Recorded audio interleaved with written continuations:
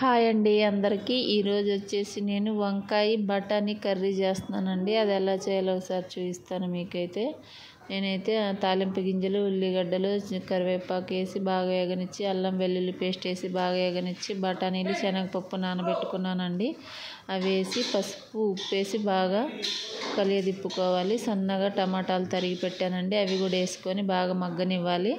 మగ్గిన తర్వాత వంకాయలు వేసుకోవాలండి. వంకాయలన్నీ వేసాక బాగా మగ్గనిచ్చిన తర్వాత కారం వేసుకోవాలండి. కారం కూడా వేసి కాసేపు మగ్గిన తర్వాత కొంచెం వాటర్ వేసుకోవాలండి.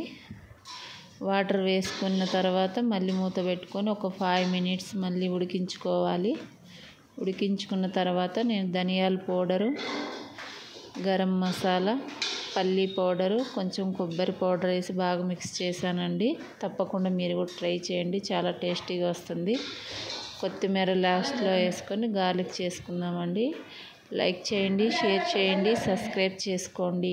Thank you for watching. Bye all.